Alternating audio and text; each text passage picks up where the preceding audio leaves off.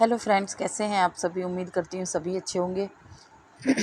Friends, the idea of casteless society, जाति विहीन समाज का आदर्श डॉक्टर बाबा साहब किसको मानते थे, तो उसी के बारे में कुछ बातें हैं तो जानना बहुत ज़रूरी है। डॉक्टर बाबा साहब कहते हैं, मुझे आश्चर्य नहीं होगा यदि आप में से कुछ लोग जाति के दुखद प्रभावों की यह थकाऊ कहानी सुनकर थक गए हों। इसमें कुछ भी नया नहीं है, इसीलिए मैं समस्या के रचनात्मक पक्ष की ओर मुड़ता हूँ। यदि आप जाति नहीं चाहते तो उसका आदर्श समाज कैसा होगा? यह एक प्रश्न है जो आपसे पूछा जाना स्वाभाविक है। यदि आप मुझसे पूछें तो मेरा आदर्श स्वतंत्रता, समानता और बंधुता पर आधारित होगा। और क्यों नहीं? बंधुता पर क्या आपत्ति हो सकती है? मैं किसी की कल्पना नहीं कर सकता। एक आदर्श समाज गतिशील होना चाहिए। एक भाग में हो रहे परिवर्तन को दूसरे भाग तक पहुंचने के लिए माध्यम से भरा होना चाहिए।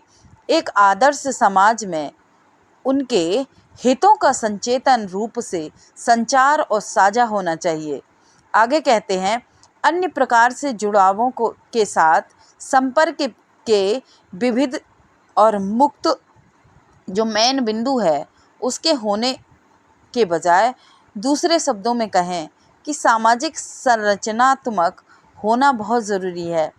यही तो बंधुता है जो लोकतंत्र का ही दूसरा नाम है।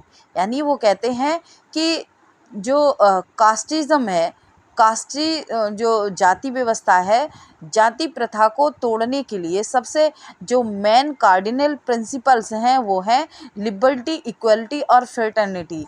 वो कहते हैं कि स्वतंत्रता, समानता और बंधुता अगर है तो आप जाति विहीन समाज समझ सकते हैं। आगे वह कहते हैं कि यह अनिवार्य रूप से साथियों के प्रति सम्मान और श्रद्धा का भाव है। क्या स्वतंत्रता पर कोई आपत्ति है? स्वतंत्रता, आवागमन के अधिकार, जीवन और अंगों के अधिकार के अर्थ में स्वतंत्रता पर बहुत कम लोग आपत्ति करते हैं।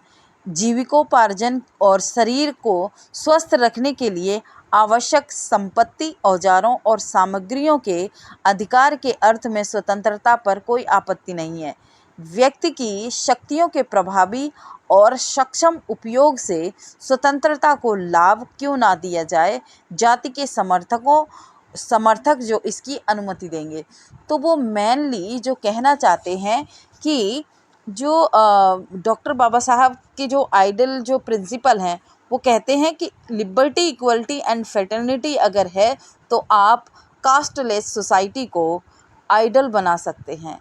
तो ये छोटी सी वीडियो आपको कैसी लगी कमेंट करके ज़रूर बताएं और कल एक नए टॉपिक के साथ फिर हाजिर होंगी। तब तक के लिए जय भीम, नमो बुद्धाय। और बुक में पढ़ रही हूँ एनिहिलेशन ऑफ कास्ट, जातियों का सर्वनाश।